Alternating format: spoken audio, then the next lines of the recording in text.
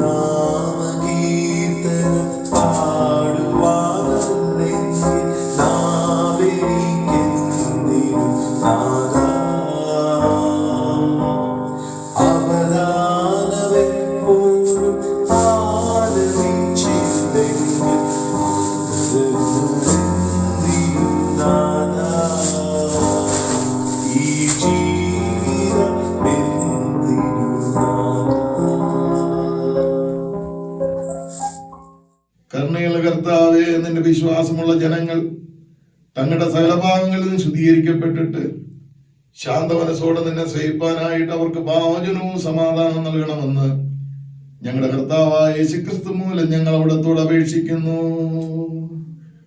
ആമേൻ. ദൈവവചന ശുശ്രൂഷ. കർത്താവിനെ സ്തുതിപ്പിൻ. കർത്താവിന്റെ നാമം സ്തുതിക്കപ്പെടട്ടെ.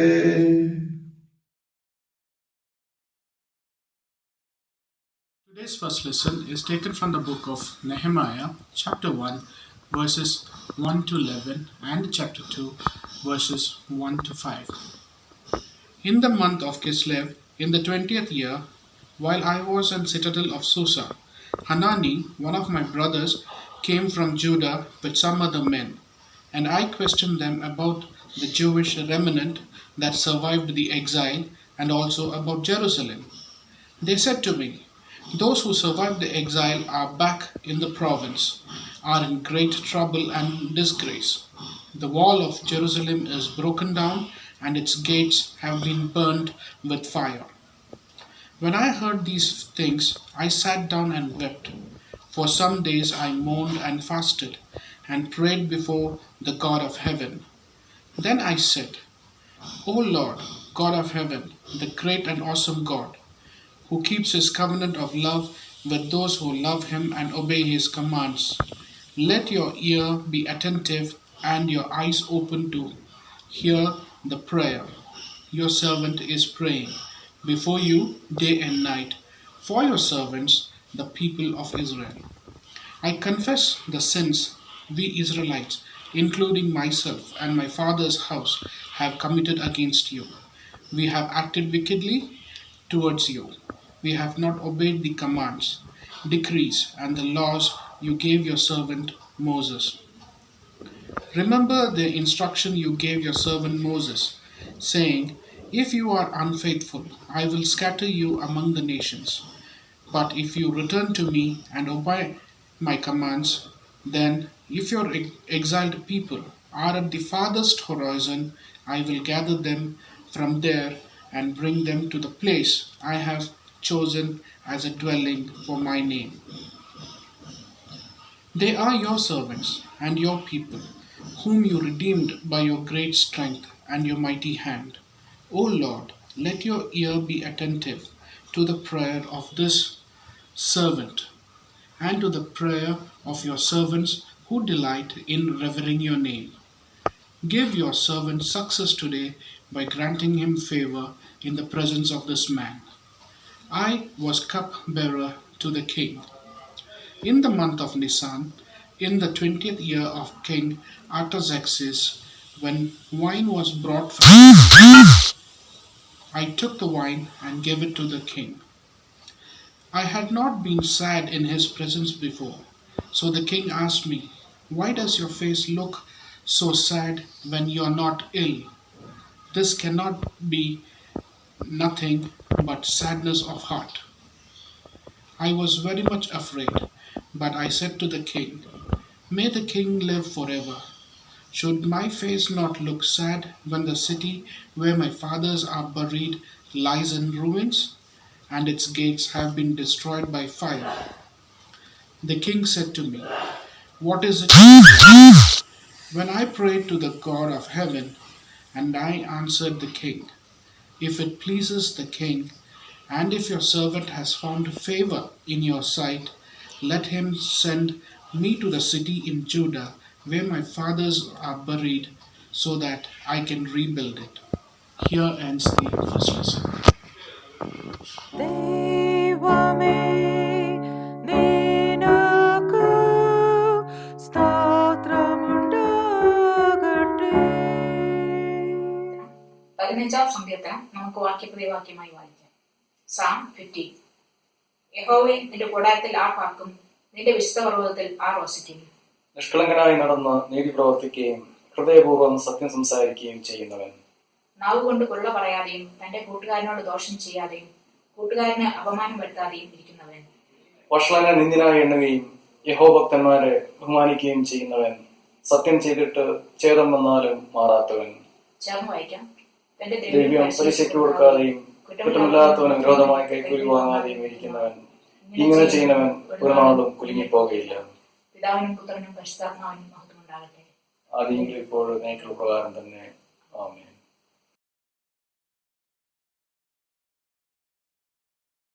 Matthew chapter 5 verse 3 to 11. The Beatitudes. Blessed are the poor in spirit, for theirs is the kingdom of heaven. Blessed are those who mourn, for they will be comforted. Blessed are the meek, for they will inherit the earth. Blessed are those who hunger and thirst for righteousness, for they will be fulfilled. Blessed are the merciful, for they will be shown mercy. Blessed are the pure in heart, for they will see God. Blessed are the peacemakers, for they will be called children of God. Blessed are those who are persecuted because of righteousness, for theirs is the kingdom of heaven. Blessed are you when people insult you, persecute you, and falsely say all kinds of evil against you because of me.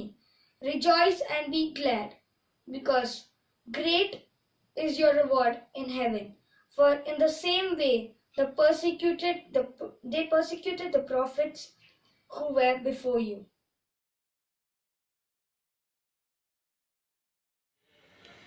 ഇന്നത്തേക്കുള്ള ലേഖന ഭാഗം അപ്പോസ്തല പ്രവൃത്തികൾ 18-ാം അധ്യായം 24 മുതൽ 28 വരെയുള്ള വാക്യങ്ങൾ.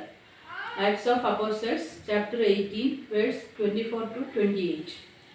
അലക്സാണ്ട്രിയക്കാരനായി വാഗ്വൈദവും തിരുവെഴുത്തുകളിൽ സാമർഥ്യവുമുള്ള അപ്പല്ലോസ് എന്നു പേരുള്ള ഒരു യഹൂദൻ എഫെസോസിൽ എത്തി. അവൻ കർത്താവിൻ്റെ മാർഗത്തിൽ ഉപദേശം ലഭിച്ചവൻ ആയിരുന്നു. യോഹന്നാന്റെ സ്നാനത്തെക്കുറിച്ചു മാത്രം അറിഞ്ഞിരുന്നുവെങ്കിലും ആത്മാവിൽ എരിവുള്ളവനാകയാൽ അവൻ യേശുവിൻ്റെ വസ്തുത സൂക്ഷ്മമായി പ്രസ്താവിക്കുകയും ഉപദേശിക്കുകയും ചെയ്തു. അവൻ പള്ളിയിൽ പ്രാഗൽഭ്യത്തോടെ പ്രസംഗിച്ചു തുടങ്ങി. അക്വിലാവും പ്രിസ്കിലായും അവൻ്റെ പ്രസംഗം കേട്ടാറെ അവനെ ചേർത്തുകൊണ്ടു ദൈവത്തിൻ്റെ മാർഗം അധികം സ്പഷ്ടമായി അവനു തെളിയിച്ചു കൊടുത്തു. അവൻ അഖായയിലേക്ക് പോകുവാൻ ഇച്ഛിച്ചപ്പോൾ സഹോദരന്മാർ അവനെ ഉത്സാഹിപ്പിക്കുകയും അവനെ കൈക്കൊള്ളേണ്ടതിനു ശിഷ്യന്മാർക്ക് എഴുതുകയും ചെയ്തു. അവിടെ എത്തിയാറെ അവൻ ദൈവകൃപയാൽ വിശ്വസിച്ചവർക്കു വളരെ പ്രചോദനമായി തീർന്നു. യേശു തന്നെ ക്രിസ്തു എന്നു അവൻ തിരുവെഴുത്തുകളാൽ തെളിയിച്ചു. ബലത്തോടെ യഹൂദന്മാരെ പരസ്യമായി ഖണ്ഡിച്ചു കളഞ്ഞു. ഇവിടെ ലേഖനഭാഗം അവസാനിക്കുന്നു. ദൈവമേ നിനക്ക് സ്തോത്രമുണ്ടാകട്ടെ. Love poem of Paul, reading from 1 Corinthians chapter 13 verses 1 to 13. If I speak in the tongues of men and of angels, but have not love, I am only a resounding gong or a clanging cymbal. If I have the gift of prophecy and can fathom all mysteries and all knowledge, and if I have faith that can move mountains, but have not love, I am nothing. If I give all I possess to the poor and surrender my body to the flames, but have not love, I gain nothing. Love is patient. Love is kind. It does not envy. It does not boast. It is not rude. It is not self-seeking. It is not easily angered. It keeps no record of wrongs. Love does not delight in evil, but rejoices with the truth. It always protects, always trusts, always hopes, always perseveres. Love never fails. But where there are prophecies, they will cease. Where there are tongues, they will be stilled. Where there is knowledge, it will pass away. For we know in part, and we prophesy in part. But when perfection comes, the imperfect disappears. When I was a child, I talked like a child. I thought like a child. I reasoned like a child. When I became a man, I put childish ways behind me. Now we see but a poor reflection as in a mirror. Then we shall see face to face. Now I know in part. Then I shall know fully, even as I am fully known. And now these three remain: faith, hope, and love. But the greatest of these is love. സുവിശേഷ വേദഭാഗം വിശുദ്ധ ലൂക്കോസ് എഴുതിയ സുവിശേഷം 10-ാം അധ്യായം 1 മുതൽ 20 വരെയുള്ള ദൈവവചനങ്ങൾ. വിശുദ്ധ ലൂക്കോസ് എഴുതിയ സുവിശേഷം 10-ാം അധ്യായം 1 മുതൽ 20 വരെ. അനന്തരം കർത്താവ് വേറെ 70 പേരെ നിയമിച്ചു. താൻ ചെല്ലുവാനുള്ള ഓരോ പട്ടണത്തിലേക്കും സ്ഥലത്തിലേക്കും അവരെ തനിക്ക് മുമ്പായി ഈരണ്ടായി അയച്ച് അവരോട് പറഞ്ഞത്: കൊയ്ത്ത് വളരെയുണ്ട്, സത്യം, വേലക്കാരോ ചുരുക്കം. ആകയാൽ കൊയ്ത്തിന്റെ യജമാനനോട് തന്റെ കൊയ്ത്തിന് വേലക്കാരെ അയക്കേണ്ടതിന് അപേക്ഷിപ്പിൻ. പോകുവിൻ, ചെന്നായ്ക്കളുടെ നടുവിൽ കുഞ്ഞാടുകളെ പോലെ ഞാൻ നിങ്ങളെ അയക്കുന്നു. സഞ്ചിയും പൊക്കണവും ചെരുപ്പും എടുക്കരുത്. വഴിയിൽ വെച്ച് ആരെയും വന്ദനം ചെയ്യുകയും അരുത്. ഏത് വീട്ടിലെങ്കിലും ചെന്നാൽ ഈ വീട്ടിന് സമാധാനം എന്ന് ആദ്യം പറവിൻ. അവിടെ ഒരു സമാധാനപുത്രൻ ഉണ്ടെങ്കിൽ നിങ്ങളുടെ സമാധാനം അവന്മേൽ വസിക്കും. ഇല്ലെന്ന് വരികിലോ നിങ്ങളിലേക്ക് മടങ്ങിപ്പോരും. അവർ തരുന്നത് തിന്നും കുടിച്ചും കൊണ്ട് ആ വീട്ടിൽ തന്നെ പാർപ്പിൻ. വേലക്കാരൻ തന്റെ കൂലിക്ക് യോഗ്യനല്ലോ. വീട്ടിൽ നിന്ന് വീട്ടിലേക്ക് മാറിപ്പോകരുത്. ഏത് പട്ടണത്തിലെങ്കിലും ചെന്നാൽ അവർ നിങ്ങളെ കൈക്കൊള്ളുന്നു എങ്കിൽ നിങ്ങളുടെ മുൻപിൽ വെക്കുന്നത് ഭക്ഷിപ്പിൻ. അതിലെ രോഗികളെ സൗഖ്യമാക്കി ദൈവരാജ്യം നിങ്ങൾക്ക് സമീപിച്ചു വന്നിരിക്കുന്നു എന്ന് അവരോട് പറവിൻ. ഏത് പട്ടണത്തിലെങ്കിലും ചെന്നാൽ അവർ നിങ്ങളെ കൈക്കൊള്ളുന്നില്ലെങ്കിൽ അതിന്റെ തെരുക്കളിൽ പോയി നിങ്ങളുടെ പട്ടണത്തിൽ നിന്ന് ഞങ്ങളുടെ കാലിന് പറ്റിയ പൊടിയും ഞങ്ങൾ നിങ്ങൾക്ക് കുടഞ്ഞേച്ചു പോകുന്നു, എന്നാൽ ദൈവരാജ്യം സമീപിച്ചു വന്നിരിക്കുന്നു എന്ന് അറിഞ്ഞുകൊള്ളുവിൻ എന്ന് പറവിൻ. ആ പട്ടണത്തെക്കാൾ സോതോമ്യർക്ക് ആ നാളിൽ സഹിക്കാവതാകും എന്ന് ഞാൻ നിങ്ങളോട് പറയുന്നു. കോരസീനെ, നിനക്ക് അയ്യോ കഷ്ടം! ബെത്സയിദേ, നിനക്ക് അയ്യോ കഷ്ടം! നിങ്ങളിൽ നടന്ന വീര്യപ്രവർത്തികൾ സോരിലും സീദോനിലും നടന്നിരുന്നുവെങ്കിൽ അവർ പണ്ടുതന്നെ രട്ടിലും വെണ്ണീറിലും ഇരുന്ന് മാനസാന്തരപ്പെടുമായിരുന്നു. എന്നാൽ ന്യായവിധിയിൽ നിങ്ങളെക്കാൾ സോരിനും സീദോനും സഹിക്കാവതാകും. നീയോ കഫർനഹൂമേ, സ്വർഗത്തോളം ഉയർന്നിരിക്കുമോ? നീ പാതാളത്തോളം താണുപോകും. നിങ്ങളുടെ വാക്ക് കേൾക്കുന്നവൻ എന്റെ വാക്ക് കേൾക്കുന്നു.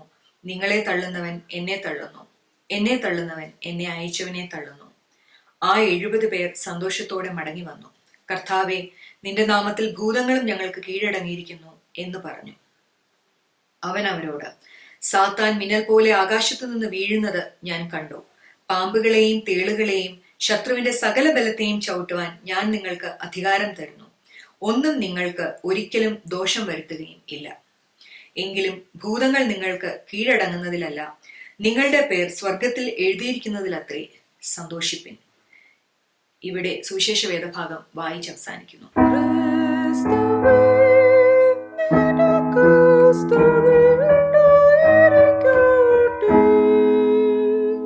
ഇന്നേക്കുള്ള പ്രത്യേക പ്രാർത്ഥന: ബർത്ത്ഡേ ജോഹന ചെറി റോബി. രോഗത്തിലും പ്രയാസങ്ങളിലും ഇരിക്കുന്ന പ്രിയപ്പെട്ടവരെയും ദൈവത്തിന്റെ കരത്തിൽ കൊടുക്കുകയും പ്രാർത്ഥിക്കുകയും ചെയ്യാം. ദൈവം ചെയ്ത നന്മകളിൽ ദൈവത്തിന് സ്തുതിയും സ്തോത്രം അർപ്പിക്കുന്ന പ്രിയപ്പെട്ടവരെ ദൈവകരത്തിൽ ഓർക്കുകയും സർവശക്തനെ നന്ദി അർപ്പിക്കുകയും ചെയ്യാം. രോഗത്തിലും ക്ഷീണത്തിലും ഭാരത്തിലും ഇരിക്കുന്നവരെ പ്രത്യേക ദൈവകരത്തിൽ കൊടുക്കാം.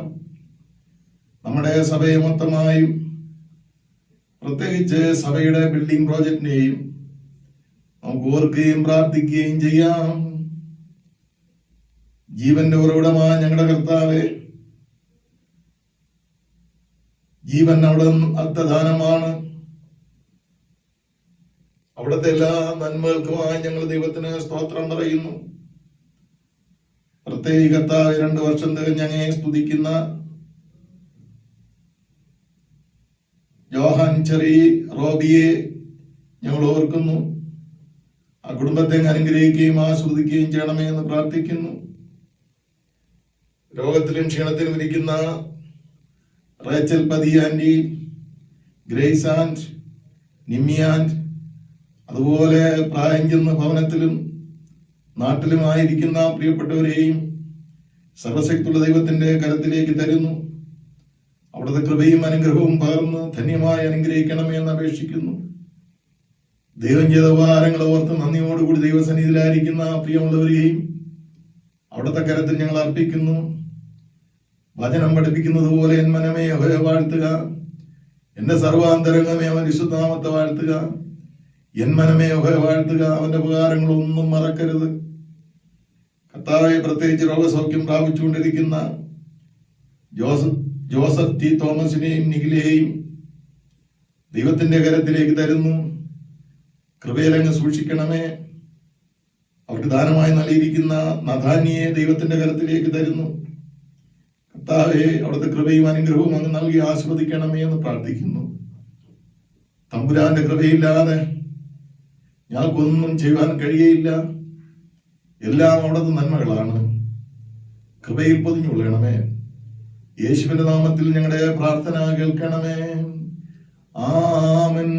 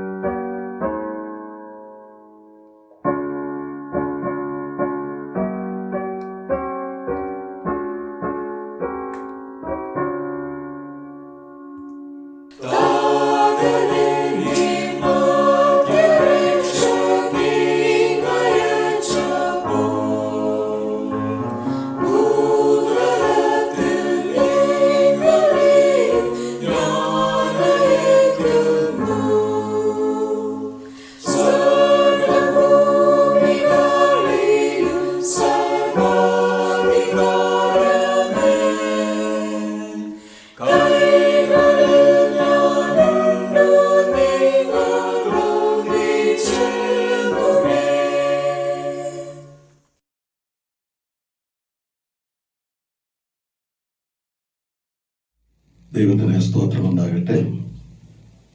നമുക്കെല്ലാവർക്കും തലകളെ വണങ്ങി പ്രാർത്ഥിക്കാം.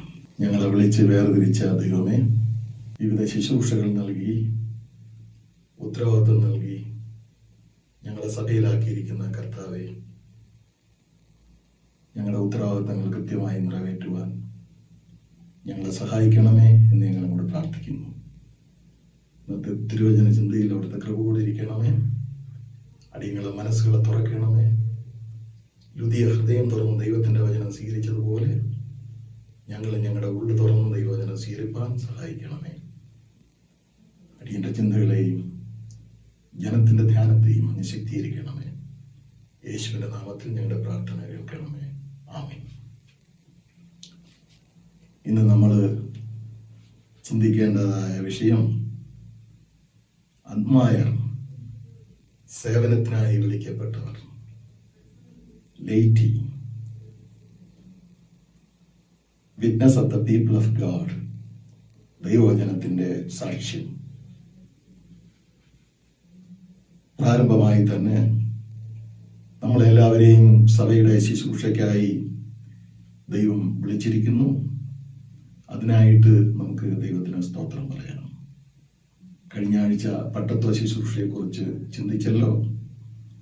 ഇന്ന് ഐമേനികളുടെ പ്രവർത്തനത്തെക്കുറിച്ച് നമുക്ക് അല്പമായി ചിന്തിക്കാം. Laity, the people who are not members of a particular profession, ഒരു പ്രത്യേക പ്രൊഫഷന്റെ അടിസ്ഥാനത്തിൽ, അതായത് പുരോഹിതൻ അതുപോലുള്ള ഒരു പ്രൊഫഷന്റെ അടിസ്ഥാനത്തിൽ പ്രവർത്തിക്കുന്നവരല്ല ലൈറ്റി എന്ന് പറയുന്ന വിശ്വാസ സമൂഹം. സാധാരണ പ്രജകളാണ്, അല്ലെങ്കിൽ നമുക്ക് പറയാം ക്ലർജി അല്ലാത്ത ആളുകൾ.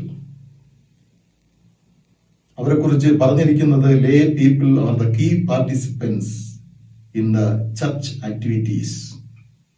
സഭയുടെ പ്രവർത്തനങ്ങളിൽ വളരെ പ്രാധാന്യമുള്ള പങ്കാളിത്തമാണ് അവർക്കുള്ളത് എന്ന് സാരം.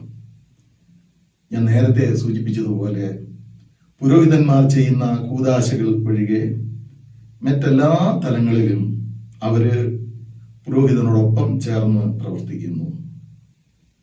അവർക്കും ശുശ്രൂഷ ചെയ്യുവാനുള്ള അധികാരം ദൈവജനമെന്നുള്ള നിലയിൽ ദൈവം നൽകിയിട്ടുണ്ട്. ഇന്നത്തെ സുവിശേഷ വേദഭാഗം വായിക്കുമ്പോഴും അവിടെ പ്രവൃത്തി എങ്ങനെ ആയിരിക്കണം എന്നുള്ള ചിന്ത നമ്മുടെ മനസ്സുകളിൽ സജീവമാകുന്നു. പുതിയ നിയമ വേദഭാഗം വായിക്കുമ്പോൾ യേശുക്രിസ്തു വേറെ 70 പേരെ ഇരണ്ടായി അയക്കുന്നു. അവരുടെ ലക്ഷ്യം യേശുക്രിസ്തു പറഞ്ഞത് ചെയ്യുക മാത്രമാണ്. അത് പൂർത്തീകരിച്ചിട്ട് അവര് തിരിച്ചു വരുന്നു. അതുപോലെ അപ്പോസ്തല പ്രവൃത്തികളുടെ പുസ്തകം വായിക്കുമ്പോഴും ദൈവം സവിശേഷമായി ഒരു വ്യക്തിയിൽ പ്രവർത്തിക്കുന്നതായും നാം ഗ്രഹിക്കുന്നു. അത് പിന്നാലെ നമുക്ക് ചിന്തിക്കാനായി കഴിയും. നെഹെമ്യാവിനെ കുറിച്ച് പഠിക്കുമ്പോഴും ഒരു ഐമേനി ചെയ്യേണ്ട ശുശ്രൂഷയുടെ മാതൃകകൾ നമുക്കതിൽ നിന്ന് ഗ്രഹിച്ചെടുക്കാനായി കഴിയും. അങ്ങനെ സഭയിൽ വിവിധ തരത്തിലുള്ള ശുശ്രൂഷകൾ നൽകിയിരിക്കുന്നു. ആ ശുശ്രൂഷകൾ ഓരോരുത്തരും അവരവരുടെ പ്രാപ്തിക്ക് പോലെ നിറവേറ്റേണ്ടതാണ്. മനുഷ്യ ശരീരത്തിൽ വിവിധ അവയവങ്ങൾ ഉള്ളതുപോലെ, ഓരോ അവയവത്തിനും വിവിധ പ്രവൃത്തി ഉള്ളതുപോലെ, കണ്ണിന് കണ്ണിന്റെ പ്രവൃത്തിയും, കൈക്ക് കൈയുടെ പ്രവൃത്തിയും, കാലിന് കാലിന്റെ പ്രവൃത്തിയും, ഇതുപോലെ ഓരോ അവയവങ്ങൾക്കും അതിൻ്റെതായ പ്രവൃത്തികൾ ഉള്ളതുപോലെ സഭ എന്ന ശരീരത്തിലെ വിവിധ വ്യക്തികൾക്ക് വിവിധ പ്രവൃത്തികളുണ്ട്. ഈ പ്രവൃത്തികളെല്ലാം കൂടെ ഏകോപിച്ച് ചെയ്യുമ്പോഴാണ്, ഐക്യപ്പെട്ട് ചെയ്യുന്നതാണ് സഭയുടെ പ്രവൃത്തികൾ അനുഗ്രഹകരമായി തീരുന്നത് എന്ന് നമുക്ക് ഗ്രഹിക്കാനായി കഴിയും. The lay as the partners in the mission എന്നാണ് history of South India, church of South India എന്ന പുസ്തകത്തിൽ moderator right reverend doctor JW Gladstone bishop എഴുതിയിരിക്കുന്നത്. ഈ സംഗതിയെക്കുറിച്ച് അതേ പുസ്തകത്തിൽ തന്നെ reverend doctor J. Franklin Balasundaram അദ്ദേഹം ഒരു ആർട്ടിക്കിൾ എഴുതിയിട്ടുണ്ട്. ഐമേനികൾ സഭാ ദൗത്യത്തിന്റെ പങ്കാളികളാണെന്നാണ് അതിന്റെ പ്രധാനമായ വിഷയം. ബിഷപ്പ് പാൽമീർ at the UTC consultation in July 1997 അദ്ദേഹം പറയുന്നത്, the laity are God's chosen people and the ministry of the church belongs to the church as a whole. നേരത്തെ ഞാൻ പറഞ്ഞതുപോലെ മുഴുവൻ ജനത്തിന്റെയും ശുശ്രൂഷയാണ് സഭയുടെ ശുശ്രൂഷയ്ക്ക് അഭികാമ്യം എന്നതാണ് അതിന്റെ സാരം. ഇത്തരത്തിലുള്ള പ്രവർത്തനങ്ങളെ ശക്തമാക്കാനായി ഡയസിസ് തലത്തിലുള്ള പല പ്രവൃത്തികളും ചെയ്തതായിട്ട് ചരിത്രത്തിൽ നിന്ന് നാം അറിയുന്നു. അതിൽ ചില കാര്യങ്ങൾ ഞാൻ പങ്കുവയ്ക്കട്ടെ. മധുര രാംനാഥ് ഡയോസിസ് ബിഷപ്പ് ഐമേനികളുടെ ലൈഫ് ആൻഡ് വിറ്റ്നസ് വളരെ പ്രാധാന്യം കണ്ടിട്ട് പട്ടക്കാരുടെ ശുശ്രൂഷയോടൊപ്പം തന്നെ അവരുടെ പങ്കാളിത്തം ഉറപ്പുവരുത്താനായി ഉപദേശികളെ നിയമിച്ചു.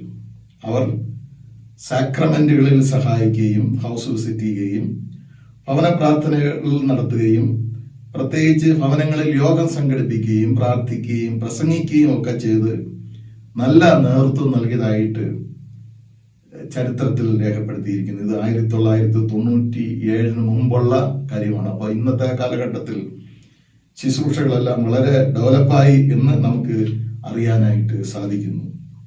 CSI മദ്രാസ് ഡയോസിസിൽ വോളണ്ടറി ചർച്ച് വർക്കേഴ്സിനെ നിയമിച്ചു. ആ കാലഘട്ടത്തിൽ അന്നത്തെ റെക്കോർഡ് അനുസരിച്ചിട്ട് 300 മുതൽ 500 വരെ വ്യക്തികളെ വിവിധ ശുശ്രൂഷകൾക്ക് സഭയിൽ സഹായത്തിനായി അവരെ നിയമിക്കുകയും ചെയ്തു. അതില് ഒരു വലിയ മൂവ്മെന്റായി വളരുകയും പിന്നീട് പല സ്ഥലങ്ങളിലും ബൈബിൾ വുമൻ, സ്വമേധാ സുവിശേഷ സംഘം, മിഷണറി സംഘം, സൗത്ത് കേരള ഡയസിലുള്ളതുപോലെ HMS, അതുപോലെ മിഷൻ വീട്ടിൽ പോയി പ്രവർത്തിക്കുവാനുള്ള സന്നദ്ധത കാണിച്ച സന്നദ്ധ സംഘങ്ങൾ, വ്യക്തികൾ, ഇവരെയൊക്കെ നമുക്ക് വളരെ പരിചയമുള്ളതാണ്.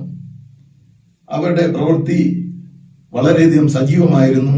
ചിലർ തങ്ങൾക്കുള്ള ജോലിയോടൊപ്പം തന്നെ ഈ ശുശ്രൂഷയിൽ പങ്കുവഹിച്ചു എന്നും നാം അറിയുന്നു. മുൻകാലങ്ങളിൽ തന്നെ സഭാ ശുശ്രൂഷകരെ നിയമിക്കുന്നതിന് മുമ്പായി അധ്യാപകരെ, സ്കൂളും സഭയും ഒരുമിച്ചായിരുന്നു.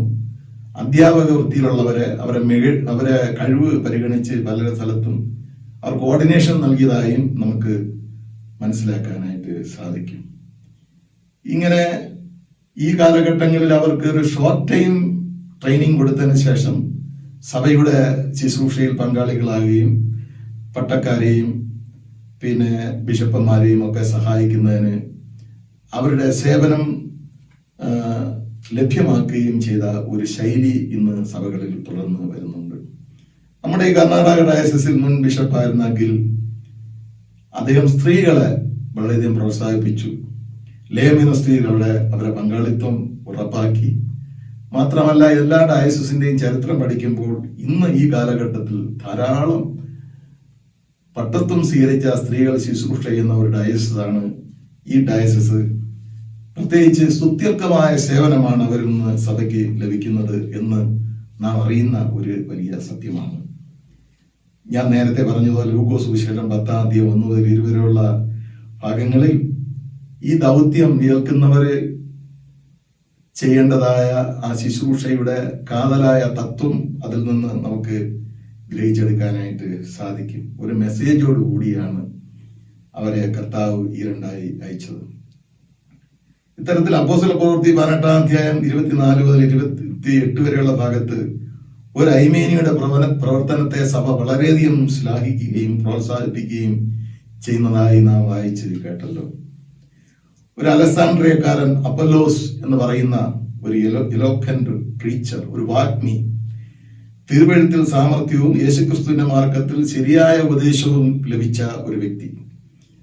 ഒരു കുറവുണ്ടായിരുന്നു, അദ്ദേഹത്തിന് സ്നാപകന്റെ സ്നാനത്തെക്കുറിച്ച് മാത്രമേ അറിവുണ്ടായിരുന്നുള്ളൂ. എങ്കിലും ആത്മാവിൽ എരിവുള്ളവനും യേശുവിന്റെ വസ്തുത സൂക്ഷ്മമായി പ്രസ്താവിക്കുന്നതിൽ, ആക്യുറേറ്റ് ആയിട്ട് പറയുന്നതിൽ അദ്ദേഹം വളരെ മിടുക്കനും സിനോഗോഗുകളിൽ അദ്ദേഹം പ്രസംഗിച്ചു വന്നതായും നാം ദൈവത്തിന്റെ വചനത്തിലൂടെ വായിക്കുന്നു.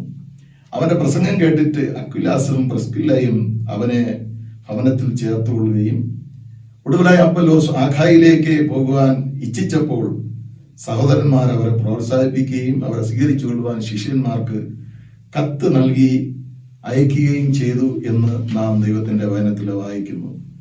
അവന്റെ ആഖായിയിലെ പ്രവർത്തനം എന്ന് പറയുന്നത് ദൈവകൃപയിൽ ആശ്രയിച്ചവർക്ക്, വിശ്വസിച്ചവർക്ക് വളരെ ഗുണകരമായി തീർന്നുവെന്നും യേശു തന്നെ ക്രിസ്തുവെന്ന് അവൻ തിരുവെഴുത്തുകളാൽ തെളിയിക്കുകയും മറിച്ച് അഭിപ്രായം പറയുന്ന യഹൂദന്മാരെ പരസ്യമായി ഖണ്ഡിക്കുകയും ചെയ്തുവെന്നു എന്നും നാം അറിയുന്നു. ഇത് സഭയുടെ വളർച്ചയ്ക്ക് ശക്തി പകർന്നു.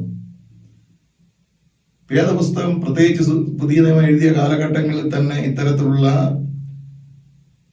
ആത്മായ പ്രവർത്തകരെ സഭ പ്രോത്സാഹിപ്പിച്ചിരുന്നതിന്റെ ഉദാഹരണമാണ് ഞാൻ മേലുദ്ധരിച്ച ഈ അപ്പല്ലോസിനെ കുറിച്ചുള്ള സാക്ഷ്യം. വേദപുസ്തകത്തിൽ അനേകം ആധ്യാത്മിക പ്രവർത്തനങ്ങൾ നൽകിയ വ്യക്തികൾ പരിചിതമാണ്. വേദപുസ്തകത്തിൽ ധാരാളം ഐമേനികളുടെ സാക്ഷ്യങ്ങൾ ഉള്ളതാണ്, അത് വെളിപ്പെടുത്തിയിരിക്കുന്നു. ഒരുപക്ഷെ വേദപുസ്തകം നമ്മൾ വായിക്കുമ്പോൾ ഐമേനികളുടെ സാക്ഷ്യമാണ് കൂടുതലായിട്ടുള്ളത്. Esther, Joseph, Daniel, Shadrak, Meshach, Abednego, ദാവീദ് എന്ന് തുടങ്ങി ഇന്ന് നാം പഴയ നിയമത്തിൽ വായിച്ച നെഹെമ്യാവ്, ഇവരിലധികം ആളുകൾ ആത്മായരായിരിക്കുകയും എന്നാൽ സഭയിലും സമൂഹത്തിലും നല്ല സേവനം അർപ്പിച്ച വ്യക്തികളാണ്. ഇന്നത്തെ പ്രധാന ധ്യാനം നെഹെമ്യാവിന്റെ പാഠത്തിൽ നിന്നും നമുക്ക് ചിന്തിക്കാമെന്നാണ് ആഗ്രഹിക്കുന്നത്. ഈ പുസ്തകം തന്നെ ഒരു ചരിത്ര പുസ്തകമാണ്. പേർഷ്യൻ രാജാക്കന്മാർ ഇസ്രായേലുമായി യുദ്ധം നടത്തിയപ്പോൾ അവിടെയുള്ള ആരോഗ്യമുള്ള കോമളന്മാരായ യുവാക്കളെ അടിമകളായി പിടിച്ചു കൊണ്ടുപോവുക പതിവായിരുന്നു. അങ്ങനെ കൊണ്ടുപോയതിൽ ഒരു വ്യക്തിയായിരുന്നു നെഹെമ്യാവ്. നെഹെമ്യാവ് എന്ന വാക്കിന്റെ അർത്ഥം തന്നെ കൺസോലേഷൻ ഓഫ് ദ ലോർഡ് എന്നാണ്, ദൈവത്തിന്റെ ആശ്വാസദായകൻ. യൂദാഗോത്രത്തിലെ അംഗം, ഹഗല്യാവിന്റെ പുത്രൻ. മാത്രമല്ല, പിൽക്കാലങ്ങളിൽ നാം മനസ്സിലാക്കുന്നത് one of the 12 heads of the Jewish community. Ezra 2:2 നെഹെമ്യാവ് 7:7 ചേർത്ത് വായിക്കുമ്പോൾ നമുക്ക് ഈ കാര്യം വ്യക്തമായി അറിയാൻ കഴിയുന്നു. മാത്രമല്ല, ചില പാരമ്പര്യങ്ങൾ അനുസരിച്ച് അദ്ദേഹം ഇസ്രായേലിൽ അവിടുത്തെ ഗവർണറായി എന്നും പറയുന്നുണ്ട്. യഹൂദ കമ്മ്യൂണിറ്റിയുടെ പ്രവർത്തനങ്ങളിൽ വളരെ സജീവമായ 12 തലവന്മാരിൽ ഒരാളാണ് ഈ നെഹേമ്യാവ്. BC 465 മുതൽ 424 വരെ പേർഷ്യൻ ചക്രവർത്തിയായിരുന്ന അക്സസറേസ് രാജാവിന്റെ ശരത്കാല വസതിയിലെ അദ്ദേഹത്തിന്റെ ഏലാം പട്ടണത്തിലെ സൂസൻ രാജധാനിയിലെ കപ്പ്-ബെയറർ പാനപാത്രവാഹകനായിരുന്നു നെഹേമ്യാവ് എന്ന് ചരിത്രം പഠിപ്പിക്കുന്നു.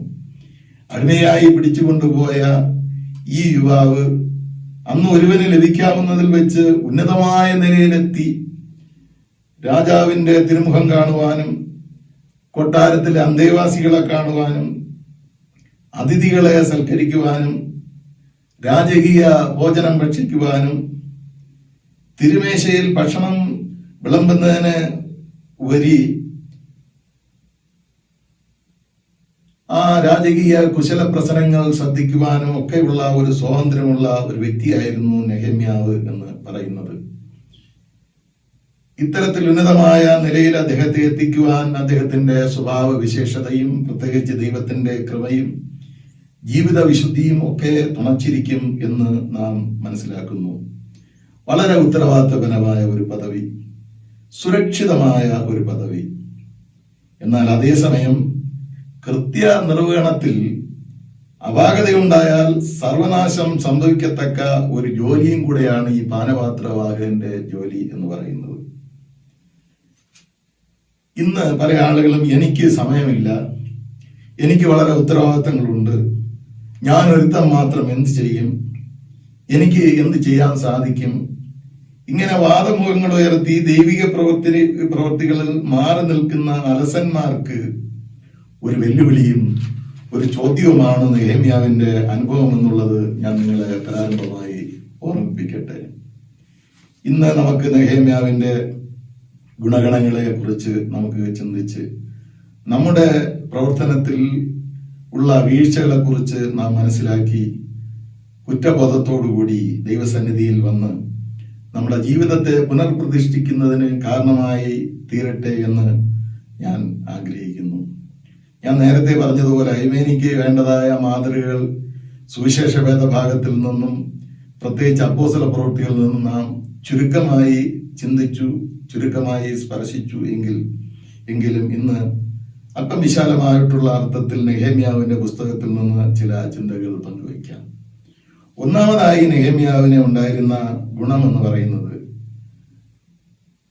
എന്താണെന്ന് നമുക്ക് ശ്രദ്ധിക്കാം. What were the qualities of Nehemiah? നെഹമ്യാവിന്റെ മേന്മകൾ എന്ത്, നന്മകൾ എന്ത്? നാം വേദപുസ്തകം സൂക്ഷ്മമായി പഠിക്കുമ്പോൾ അതിന്റെ 2ാമത്തെ വാക്യം വായിക്കുമ്പോൾ, എന്റെ സഹോദരന്മാർ ഒരുത്തനായ ഹനാനിയും യഹൂദയിൽ നിന്ന് ചില പുരുഷന്മാരും വന്നു, ഞാൻ അവരോട് പ്രവാസത്തിൽ തെറ്റി ഒഴിഞ്ഞു പോയ യഹൂദന്മാരെ കുറിച്ചും യെരുശലേമിനെ കുറിച്ചും ചോദിച്ചു എന്ന് രേഖപ്പെടുത്തിയിരിക്കുന്നു. ഈ ചോദ്യം തന്നെ നമുക്ക് മനസ്സിലാക്കാൻ സാധിക്കുന്ന നെഹമ്യ വാസ് എ പാട്രിയോട്ട്, ഒരു തികഞ്ഞ രാജ്യസ്നേഹി. നമ്മളിപ്പം ബാംഗ്ലൂരിലാണ് താമസിക്കുന്നത്, എപ്പോഴും നമ്മൾ കേരളത്തിലെ കാര്യം അന്വേഷിക്കും. കാരണം എന്താണെന്ന് അറിയാമോ? നമ്മളെ പള്ളികളും നമുക്ക് ലഭിച്ച സംസ്കാരവും നമ്മുടെ മാതാപിതാക്കളും നമ്മുടെ പ്രിയപ്പെട്ടവരും നമ്മൾ ഭൂരിഭാഗം പേരുടെയും ആ ബന്ധം എന്ന് പറയുന്നത് കേരളമാണ്. അപ്പൊ നമ്മുടെ ആ സംസ്ഥാനം എങ്ങനെ ഇരിക്കുന്നു? 3-ാം വാക്യം, അതിനവൻ എന്നോട് പ്രവാസത്തിന് തെറ്റി ഒഴിഞ്ഞു പോയ ശേഷിപ്പ് അവിടെ ആ സംസ്ഥാനത്ത്. അപ്പൊ ആ സംസ്ഥാനം എങ്ങനെ ഇരിക്കുന്നു, പ്രിയപ്പെട്ടവർ എങ്ങനെ ഇരിക്കുന്നു എന്ന് ചിന്തിക്കും.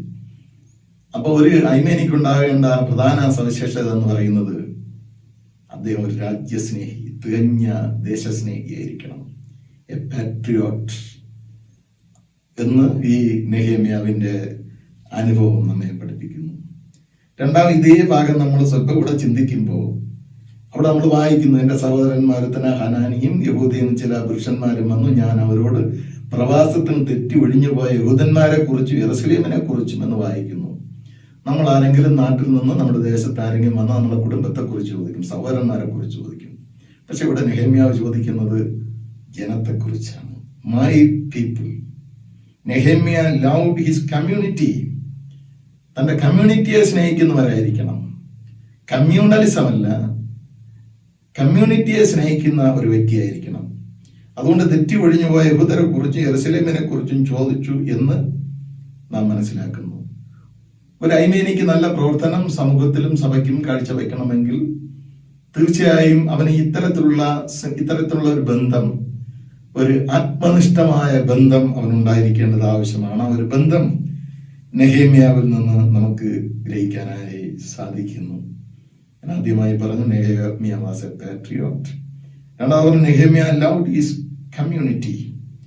മൂന്നാമതായിട്ട് നമ്മൾ മനസ്സിലാക്കുന്ന കാര്യം, പ്രശ്നങ്ങൾ ചോദിക്കുന്നു. 3-ാം വാക്യം, അതിനവൻ എന്നോട്, പ്രവാസത്തിലും തെറ്റി ഒഴിഞ്ഞു പോയ ശേഷിപ്പ് അവിടെയാണ്, സംസ്ഥാനത്ത് മഹാകഷ്ടത്തിലും അപമാനത്തിലും ഇരിക്കുന്നു. യെരുശലേമിന്റെ മതിൽ ഇടിഞ്ഞും അതിന്റെ വാതിലുകൾ തീ വെച്ച് ചുട്ടും കിടക്കുന്നു എന്ന് പറഞ്ഞു. ഈ വർത്തമാനം കേട്ടപ്പോൾ ഞാൻ ഇരുന്ന് കരഞ്ഞു എന്ന് ദൈവത്തിന്റെ വചനത്തിലൂടെ നമുക്ക് ഗ്രഹിക്കാനായി സാധിക്കുന്നു. ഇത്രയും കാര്യങ്ങളാണ് മനസ്സിലാക്കിയത്. തന്റെ ദേശത്തെക്കുറിച്ച് മനസ്സിലാക്കി, തന്റെ ജനത്തെക്കുറിച്ച് മനസ്സിലാക്കി, തന്റെ ആലയത്തെക്കുറിച്ച് മനസ്സിലാക്കി, ആലയത്തിന്റെ ഇപ്പോഴുള്ള പശ്ചാത്തലത്തെക്കുറിച്ച് മനസ്സിലാക്കി. ഇത് മനസ്സിലാക്കിയപ്പോൾ എന്ത് ചെയ്തു? Nehemiah identified with the struggle of the community.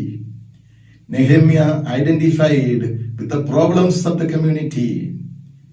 Nehemiah identified the situation of the community. ആ കമ്മ്യൂണിറ്റിയുടെ വേദനകൾ, ആലയത്തിന്റെ പരിസ്ഥിതി, ജനത്തിന്റെ അവസ്ഥ നെഹേമ്യ ഉൾക്കൊള്ളുന്നതായിട്ട് നാം ഗ്രഹിക്കുന്നു. ഒരു ഐമേനിക്ക് വേണ്ടതായ അവസ്ഥ അത് തന്നെയാണ്. സമൂഹം അനുഭവിക്കുന്ന വേദനകൾ, ആലയത്തിൽ അനുഭവിക്കുന്ന ബുദ്ധിമുട്ടുകൾ, ഇതൊക്കെ മനസ്സിലാക്കുന്ന ഒരു നല്ല മനസ്സ് അദ്ദേഹത്തിന് ഉണ്ടായിരുന്നതായി നാം ദൈവത്തിന്റെ വചനത്തിൽ നിന്ന് ഗ്രഹിക്കുന്നു. ഈ വസ്തുതകളുമായിട്ട് ഐഡന്റിഫൈ ചെയ്തപ്പോൾ, ജനത്തിന്റെ കഷ്ടം നെഹേമ്യാവിന്റെ കഷ്ടമായി തോന്നിയപ്പോൾ, ആലയത്തിന്റെ അവസ്ഥ നെഹേമ്യാവിന്റെ അവസ്ഥയായി മാറിയപ്പോൾ, ഈ വസ്തുതകൾ കേട്ടപ്പോൾ നെഹേമ്യാവ് കരയുന്നതായിട്ടാണ് ദൈവത്തിന്റെ വചനത്തിൽ വായിക്കുക. ഈ വർത്തമാനം കേട്ടപ്പോൾ ഞാൻ ഇരുന്ന് കരഞ്ഞു, കുറെ നാൾ ദുഃഖിച്ചും ഘോഷിച്ചും കൊണ്ട് ദൈവത്തോട് പ്രാർത്ഥിച്ചു എന്ന് 4-ാം വാക്യം നമ്മെ പഠിപ്പിക്കുന്നു.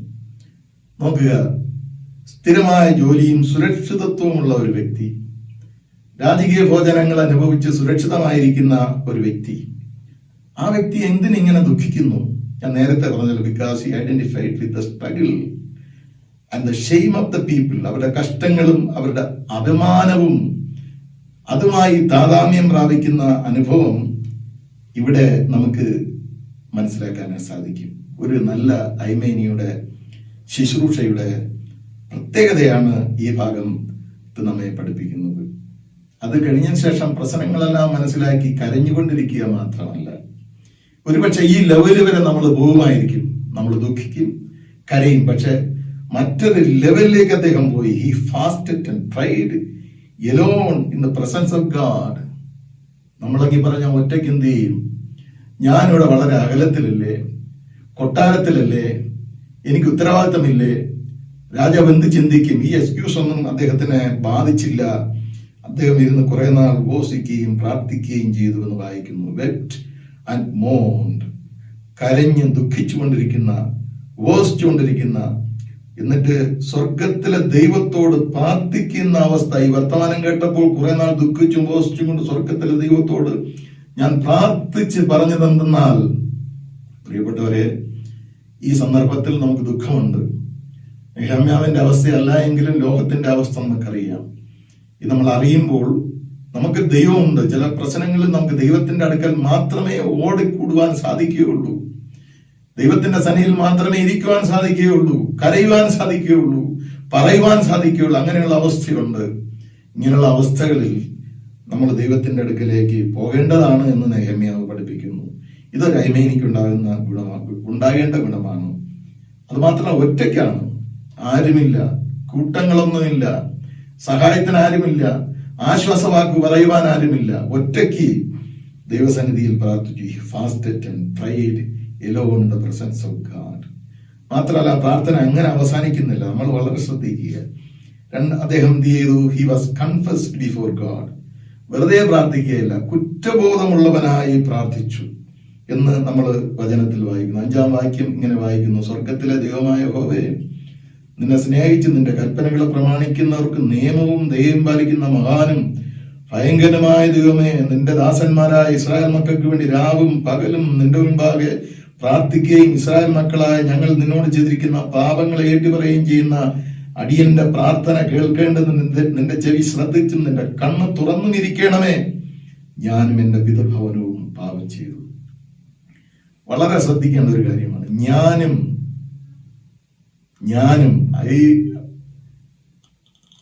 I am also included in the situation.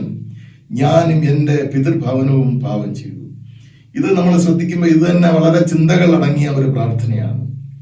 He was conscious about the greatness of God. ദൈവത്തിന്റെ greatness, great and awesome God, മഹാനും ഭയങ്കരനുമായ ദൈവം എന്നുള്ള ബോധ്യമുണ്ടായി. രണ്ടാമത്, ഈ രാവും പകലും പ്രാർത്ഥിച്ചപ്പോൾ ദൈവം പ്രാർത്ഥന കേൾക്കേണ്ടതിന് കണ്ണ് തുറന്നിരിക്കണം, ചെവി ശ്രദ്ധിച്ചിരിക്കണം എന്നുള്ള ആ ഒരു അനുഭവവും ആ ഒരു വാക്കും അദ്ദേഹത്തിന്റെ പ്രാർത്ഥനയിലുണ്ടായി. ഏറ്റവും ഒടുവിലായി ഞാനും എന്റെ പിതൃഭവനവും പാപം ചെയ്തു എന്ന ആ ഒരു അനുഭവത്തിൽ, ബോധത്തിൽ അദ്ദേഹം പ്രാർത്ഥിക്കുന്നു. ഞാൻ എന്റെ പാപം നിന്നോട് അറിയിച്ചു.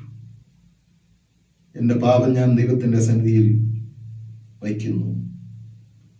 എന്നെ നന്നായി കഴുകി എന്റെ അകൃത്യം പോക്കണമേ.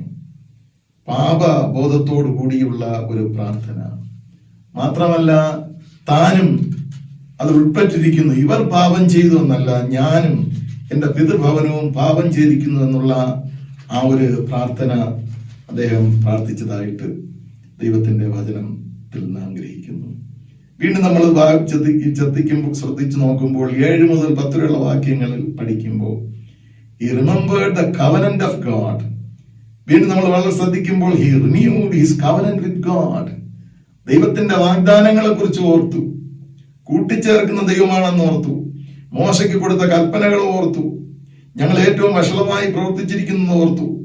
എന്നാൽ അങ്ങിലേക്ക് തിരിഞ്ഞു വന്നാൽ, തിരിച്ച് കൽപ്പനകളെ പ്രമാണിച്ചാൽ, എവിടെ പോയാലും ആകാശത്തിന്റെ അറുതി വരെ ഞങ്ങൾ ഇങ്ങനെ ചെതറിപ്പോയാലും ശേഖരിച്ച് കൂട്ടിവരുത്തുന്ന എന്റെ നാമം സ്ഥാപിക്കുവാൻ ഞാൻ തിരഞ്ഞെടുത്ത സ്ഥലത്ത് കൊണ്ടുവരുമെന്നുള്ള ദൈവത്തിന്റെ വാഗ്ദാനത്തെ ഓർത്ത് പ്രാർത്ഥിക്കുന്നതായിട്ട് നാം ദൈവവചനത്തിൽ നിന്ന് വായിക്കുന്നു. ദൈവം ആരാണ്? കഴിഞ്ഞ കാലങ്ങളിൽ എന്താണ് ചെയ്തത്? എങ്ങനെയാണ് ജനത്തെ നടത്തുന്നത് എന്നുള്ള ആ സാധ്യത, ദൈവത്തിന്റെ കവനന്റ് ദൈവം എങ്ങനെയാണ് ജനത്തിന് നൽകിയത്? കുറ്റബോധത്തോടു കൂടി ദൈവസന്നിധിയിൽ വരുമ്പോൾ ദൈവം തന്റെ കവനന്റിനെ റിന്യൂ ചെയ്ത് വീണ്ടും അതിനെ പുതുക്കി ജനത്തെ തിരിച്ചു കൊണ്ടുവരുന്ന ചരിത്രം അദ്ദേഹം മനസ്സിലാക്കിയിട്ട് ആ ചരിത്രത്തിന്റെ സത്യങ്ങളിലൂടെ ദൈവത്തെ സ്തുതിക്കുന്ന ഒരു രീതിയാണ് നമുക്ക് ഈ ഭാഗം വായിക്കുമ്പോൾ ഗ്രഹിക്കുവാനായിട്ട് സാധിക്കുന്നത്. അയ്മേനികളായി സഭയിൽ പ്രവർത്തിക്കുന്ന പ്രിയപ്പെട്ടവരെ, നമ്മുടെ പ്രാർത്ഥനയിലും കഴിഞ്ഞ കാലത്തെ ദൈവത്തെയും ഈ കാലത്തെ ദൈവത്തെയും വരുംകാലങ്ങളിൽ ദൈവത്തിന് ചെയ്യുവാനുള്ള പ്രവർത്തനത്തിന്റെ സാധ്യതയും മനസ്സിലാക്കി നമ്മൾ ദൈവസന്നിധിയിൽ പ്രാർത്ഥിക്കേണ്ടിയിരിക്കുന്നു. ഞാൻ പാപം ചെയ്തു, ഞങ്ങൾ പാപം ചെയ്തു, പശ്ചാത്തപിക്കുകയും ദൈവത്തിന്റെ വിടുതലിനെ കുറിച്ച് അദ്ദേഹം ചിന്തിക്കുകയും ചെയ്തു.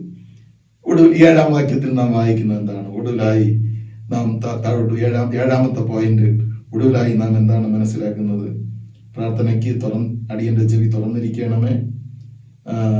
നിന്റെ നാമത്തെ ഭയപ്പെടുവാൻ താല്പര്യപ്പെടുന്ന നിന്റെ ദാസന്മാരുടെ പ്രാർത്ഥനയ്ക്കും ശ്രദ്ധയുള്ളതായിരിക്കണമേ. ഒടുവിലായി ഒരു കാര്യം പറഞ്ഞു, ഇന്ന് അടിയന് കാര്യം സാധിപ്പിച്ചു തരണമേ.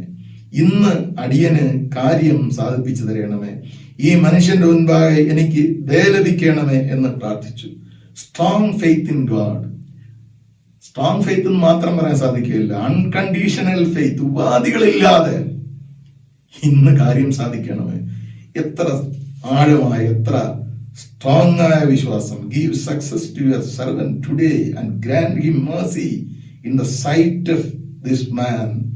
രാജാവിന്റെ മുമ്പിൽ നിന്ന് എനിക്ക് ഇന്ന് ന്യായം ലഭിക്കണം, ഇന്ന് എനിക്ക് ഉത്തരം ലഭിക്കണം എന്നുള്ള വളരെ സ്ട്രോങ് ആയ ഒരു പ്രാർത്ഥന അദ്ദേഹം പ്രാർത്ഥിച്ചു എന്ന് നാം വായിക്കുന്നു. അതിന്റെ ഫലമാണ് 2-ാം അധ്യായം 1 മുതൽ താഴോട്ട് വായിക്കുമ്പോൾ നമുക്ക് ഗ്രഹിച്ചെടുക്കുവാൻ കഴിയുന്നത്. 2-ാം അധ്യായം 1 മുതൽ 6 വരെയുള്ള വാക്യങ്ങൾ. അതിന്റെ ചുരുക്കം ഞാൻ പറയാൻ ശ്രമിക്കുന്നു. അർത്ഥശ്രേഷ്ഠ രാജാവിന്റെ 20-ാമത്തെ ആണ്ടിൽ നീസാൻ മാസത്തിൽ ഒരിക്കൽ രാജാവിന്റെ മുൻപിൽ പോയിരുന്ന് വീഞ്ഞെടുത്ത് രാജാവിന് കൊടുത്തു. ഈ അവസരത്തിൽ അല്ലാതെ ഒരിക്കലും രാജസന്നിധിയിൽ നെഹമ്യാവ്, മലയാളം ട്രാൻസ്ലേഷനിൽ കുണ്ഠിതനായിരുന്നില്ല, എന്റെ ശരിക്കുള്ള ട്രാൻസ്ലേഷൻ ദുഃഖിതനായിരുന്നില്ല എന്നുള്ളതാണ്. നെഹമ്യാവിന്റെ മുഖം രാജാവ്, അർത്ഥശ്രേഷ്ഠ രാജാവ് ശ്രദ്ധിച്ചു.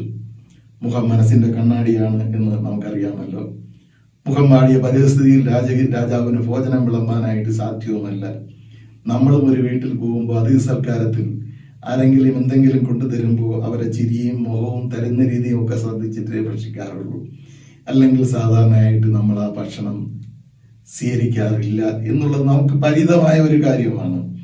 അപ്പൊ രാജാവ് നോക്കി, ഇതുവരെ അവന്റെ മുഖം ഇങ്ങനെ കണ്ടിട്ടില്ലല്ലോ, നിന്റെ മുഖം വാടിയിരിക്കുന്നത് എന്ത്? നിനക്ക് ദീനമൊന്നുമില്ലല്ലോ, ഇത് മനോരോഗമല്ല, ദുഃഖമല്ലാതെ മറ്റൊന്നുമല്ല എന്ന് രാജാവ് അവനെ കണ്ടപ്പോൾ മനസ്സിലാക്കി എന്ന് ദൈവത്തിന്റെ വചനം നമ്മെ പഠിപ്പിക്കുന്നു. ഞാൻ ചെറിയ ഒരു എൻ്റെ യുവത്വത്തിൽ ഞാൻ ഒരു മാഗസിൻ വായിക്കുകയുണ്ടായി. ആ മാഗസിനിന് അസംബ്ലീസ് ഓഫ് ഗോഡ് ദൂതൻ മെസ്സഞ്ചർ എന്താണ് ആ മാഗസിന്റെ പേര്. അതില് JT സാം എന്ന് പറയുന്ന ഒരു വ്യക്തി, അദ്ദേഹം ഒരു PSC ഓഫീസറായിരുന്നു. സാധാരണ ഇംഗ്ലീഷ് വിദേശത്ത് നിന്ന് ആളുകൾ വരുമ്പോൾ ട്രാൻസ്ലേഷന് വേണ്ടി അദ്ദേഹം പോകാറുണ്ട്. എന്നാൽ ജോലിയോടൊപ്പം PSC ഓഫീസിലെ ജോലിയോടൊപ്പം സുവിശേഷ വേല ചെയ്യുന്ന ഒരു ഉപദേശിയുടെ മകനായിരുന്നു അദ്ദേഹം.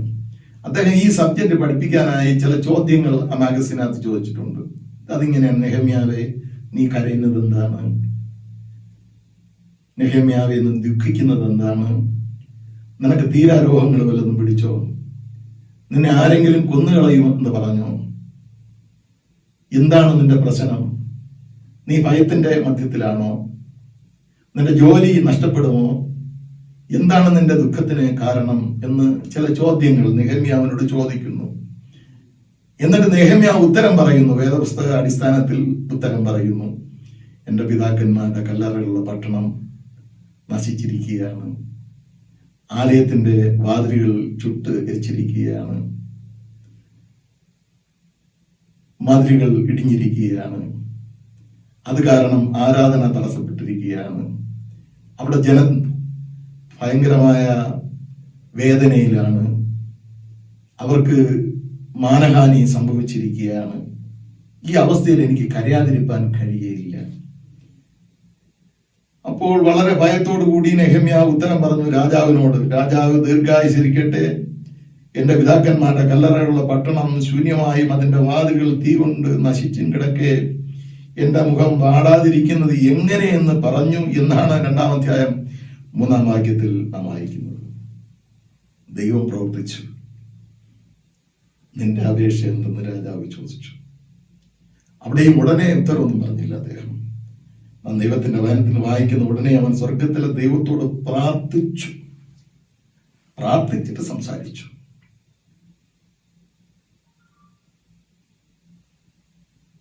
രാജാവിന് തിരുവുള്ളം ഉണ്ടായി. അടിയന് തിരുമുൻപാകെ ദയ ലഭിച്ചു എങ്കിൽ അടിയനെ യഹൂദയിൽ എന്റെ പിതാക്കന്മാരുടെ കല്ലറകളുള്ള പട്ടണത്തിലേക്ക് അത് പണിയേണ്ടതിന് അയക്കണമേ എന്ന് ഉണർത്തിച്ചു എന്ന് ദൈവത്തിന്റെ വചനം നമ്മെ പഠിപ്പിക്കുന്നു. നമ്മുടെ ദൈവം ആരാണ്? പ്രാർത്ഥനയ്ക്ക് ശക്തിയുണ്ട്.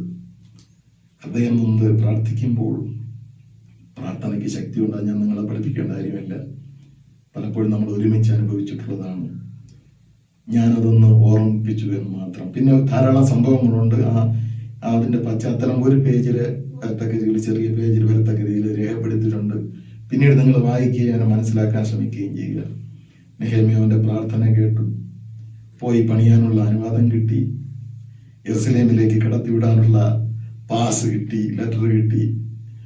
വനത്തിൽ നിന്ന് തടി കൊണ്ടുപോകാനുള്ള അനുവാദം വനപാലകരിൽ നിന്ന് ലഭ്യമായി. യെരുശലേമിൽ തന്നെ നെഹമ്യാവ് എത്തി. രാത്രി തന്നെ ആ യെരുശലേമിന്റെ ഭാഗങ്ങൾ, ആലയത്തിന്റെ ഭാഗങ്ങൾ ചുറ്റിക്കണ്ട് വിലയിരുത്തി. പലരും അദ്ദേഹത്തെ പരിഹസിച്ചു, നിന്ദിച്ചു. എന്നാൽ മറ്റ് പലരും ജോലികളിൽ സഹായിച്ചു. ശത്രുക്കൾ വേല മുടക്കാനായി സന്ധി സംഭാഷണത്തിന് വിളിച്ചു. പലപ്പോഴും വേല നിരൂപപ്പെടുത്താനായി വളരെയധികം ശ്രമിച്ചു. വധഭീഷണി ഉണ്ടായി. കള്ളപ്രവാചകന്മാരെ കൊണ്ട് കള്ളപ്രവചനം നടത്തി. പരമാവധി പിന്തിരിപ്പിക്കുവാനുള്ള എല്ലാ പ്രവർത്തനങ്ങളും ശത്രുപക്ഷത്തു നിന്ന് നടത്തി.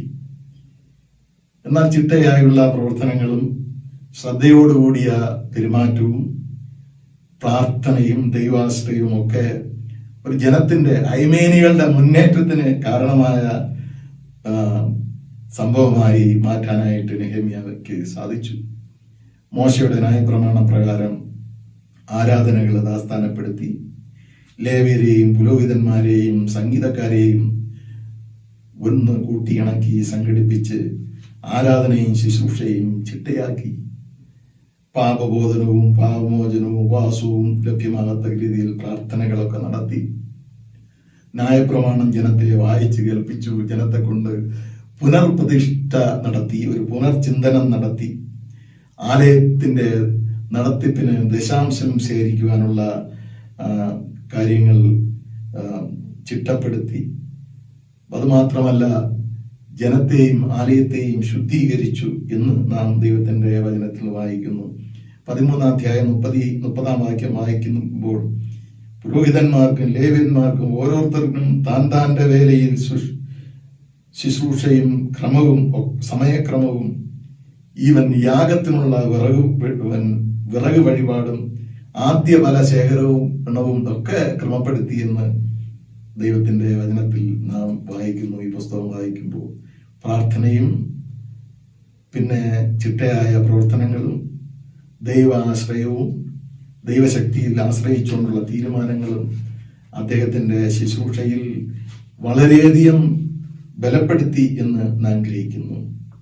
ഒടുവിലായി 13-ാം അധ്യായത്തിന്റെ ഒടുവിലത്തെ വാക്യത്തിൽ ഇങ്ങനെ വായിക്കുന്നു, നെഹെമ്യാ പ്രാർത്ഥിച്ചു, എന്റെ ദൈവമേ, നീ എനിക്ക് നന്മയ്ക്കായിട്ട് ഓർക്കണമേ എന്ന് പ്രാർത്ഥിച്ച് ആ പുസ്തകം അവസാനിപ്പിക്കുന്നു.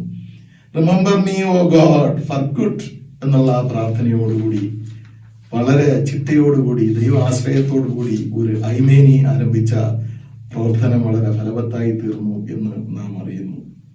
പ്രിയപ്പെട്ടവരെ, ദൈവം നമ്മളെ വിളിച്ചിരിക്കുകയാണ്. ഈ ക്വാറന്റൈൻ കാലഘട്ടത്തിലും നമുക്ക് ചിട്ടയായി പ്രവർത്തിക്കുവാനുണ്ട്, പ്രാർത്ഥിക്കുവാനുണ്ട്. നമ്മൾ അതിന്റെ സംവിധാനങ്ങൾ ദൈവത്തിന്റെ കൃപയാൽ നമ്മൾ ഉപയോഗിക്കുന്നു, പിന്നിൽ പ്രവർത്തിക്കുന്നു. ഞാൻ അതുകൊണ്ട് ദൈവത്തിന് സ്തോത്രം പറയുന്നു.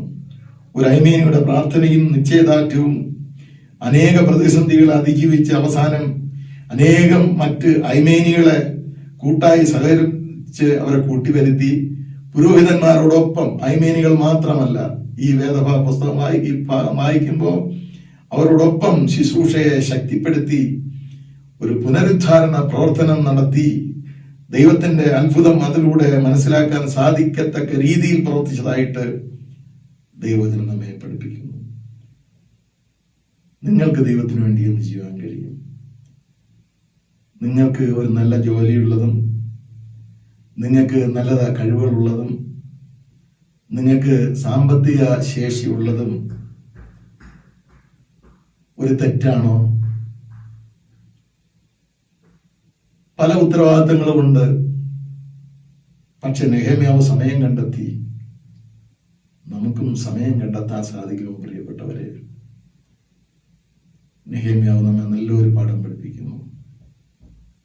ഒരു തികഞ്ഞ രാജ്യസ്നേഹി, ഒരു തികഞ്ഞ സമൂഹ സ്നേഹി, ഒരു തികഞ്ഞ ദൈവസ്നേഹി, ഒരു ആത്മാർത്ഥതയുള്ള പ്രാർത്ഥനക്കാരൻ, സ്വന്തം കുറ്റവും ജനത്തിന്റെ കുറ്റവും ദൈവസന്നിധിയിൽ കൊണ്ടുവരുന്നവൻ, ദൈവത്തിന്റെ ശക്തിയെയും ദൈവത്തിന്റെ വാഗ്ദാനങ്ങളെയും കുറിച്ച് ശരിയായിട്ടുള്ള അവബോധമുള്ളവൻ, അതിലുപരിയായിട്ട് ഇന്ന് ദൈവത്തിന് പ്രാർത്ഥന കേൾക്കാൻ കഴിയുമെന്ന് പൂർണ്ണമായി വിശ്വാസമുള്ളവൻ, പറയേണ്ട സമയത്ത് പറയേണ്ടതായ കാര്യങ്ങൾ പറയേണ്ട വിധത്തിൽ പറഞ്ഞ് ശരിയായ ഉത്തരം ലഭിക്കുവാൻ പ്രാപ്തിയുള്ളവൻ, അതിലേക്ക് വേണ്ടി ദൈവം അദ്ദേഹത്തെ ശക്തീകരിച്ചു.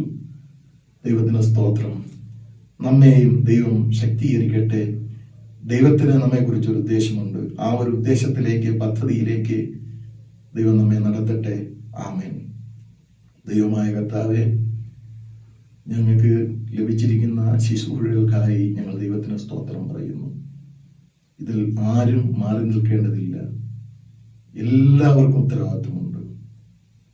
അങ്ങനെ കർത്താവെ, ഒരു ശരീരത്തിലെ അവയവം പോലെ ഞങ്ങൾ ഒരുമിച്ച് ചേർന്ന് യുക്തമായി പണിയുവാൻ, പ്രവർത്തിക്കുവാൻ സഹായിക്കണമേ എന്ന് ഞങ്ങൾ പ്രാർത്ഥിക്കുന്നു.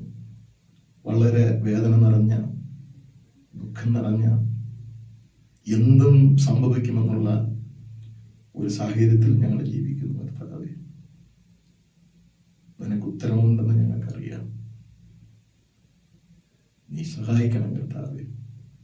ഞങ്ങളോട് മനസ്സരിയണം, ജനത്തോട്, ലോകത്തോട് മനസ്സരിയണം, കുറവുകൾ ക്ഷമിച്ചു തരണം. യേശുവിന്റെ നാമത്തിൽ ഞങ്ങളുടെ പ്രാർത്ഥന കേൾക്കണമേ.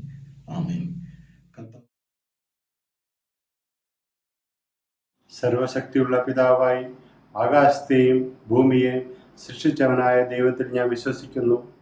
അവൻ്റെ ഏകപുത്രനായ നമ്മുടെ കർത്താവായ യേശു ക്രിസ്തുവിലും ഞാൻ വിശ്വസിക്കുന്നു. ഇവൻ പരിശുദ്ധാത്മാവിനാൽ കന്യകാമറിയയിൽ ഉൽപ്പാദിക്കപ്പെട്ടു, ജനിച്ചു, പൊന്തിയോസ് പിലാത്തോസിന്റെ കീഴിൽ കഷ്ടപ്പെട്ടു, ക്രൂശിക്കപ്പെട്ട് മരിച്ചു, അടക്കപ്പെട്ടു. അവൻ പാതാളത്തിലേക്ക് ഇറങ്ങി, മൂന്നാം ദിവസം മരിച്ചവരിൽ നിന്ന് പിന്നെ ഉയർത്തെഴുന്നേറ്റു. അവൻ സ്വർഗത്തിലേക്ക് കയറി സർവശക്തിയുള്ള പിതാവായ ദൈവത്തിന്റെ വലത്തുഭാഗത്തിരിക്കുന്നു. അവിടെ നിന്ന് അവൻ ജീവനുള്ളവരെയും മരിച്ചവരെയും ന്യായം വിധിപ്പാൻ വരികയും ചെയ്യും. പരിശുദ്ധാത്മാവിലും ഞാൻ വിശ്വസിക്കുന്നു. വിശുദ്ധ കാതോലിക സഭയിലും വിശുദ്ധന്മാരുടെ സംസർഗത്തിലും പാപമോചനത്തിലും ശരീരത്തിന്റെ പുനരുദ്ധാനത്തെ നിത്യജീവനിലും ഞാൻ വിശ്വസിക്കുന്നു. ആമേൻ. മധ്യസ്ഥ പ്രാർത്ഥനയ്ക്കായിട്ട് നമ്മുടെ തലകളെ വണക്കാം. കഴിഞ്ഞ ഒരാഴ്ചക്കാലം വരാമായിരുന്ന എല്ലാ വീഴ്ചകളിൽ നിന്നും നമ്മെ പാലിച്ച ദൈവത്തെ നമുക്ക് സ്തോത്രം ചെയ്യാം. നമ്മുടെ സഭയെ ഓർത്ത് നമുക്ക് പ്രാർത്ഥിക്കാം. രോഗാവസ്ഥയിലിരിക്കുന്നവർ, ബുദ്ധിമുട്ടുകൾ അനുഭവിക്കുന്നവർ, ദുഃഖത്തിലിരിക്കുന്നവർ എല്ലാവർക്കും മതിയായ ആശ്വാസവും പ്രത്യാശയും പകരാൻ ദൈവത്തോട് അപേക്ഷിക്കാം. നിമി ആന്റി, റിജുവും കുടുംബവും, ആശുപത്രിയിലായിരിക്കുന്ന പതി ആന്റി, ഇവർ വേഗം സൗഖ്യം പ്രാപിക്കുന്നതിനായി ദൈവത്തോട് പ്രാർത്ഥിക്കാം. സഭയിലെ ഓരോ കുടുംബത്തെയും വിവിധ സംഘടനകളെയും ബിൽഡിംഗ് പ്രൊജക്റ്റിനെയും നമുക്ക് പ്രാർത്ഥനയിൽ വയ്ക്കാം.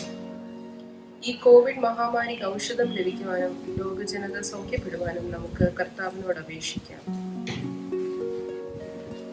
താഴെ വരുന്ന അപേക്ഷകൾക്ക് പിന്നാലെ കർത്താവെ കനിയണമേ എന്ന വാക്യം പ്രതിവാക്യമായി നമുക്ക് പറയാം. നീതിയിലും സമാധാനത്തിലും അധിഷ്ഠിതമായ ലോക വ്യവസ്ഥിതിക്ക് വേണ്ടി നമുക്ക് പ്രാർത്ഥിക്കാം. കർത്താവെ കനിയണമേ. നമ്മുടെ രാഷ്ട്രത്തിനും രാഷ്ട്രപതിക്കും മന്ത്രിമാർക്കും ഗവൺമെന്റിൽ സേവനം ചെയ്യുന്ന എല്ലാവർക്കും വേണ്ടി ഞങ്ങൾ പ്രാർത്ഥിക്കുന്നു. കർത്താവെ കനിയണമേ.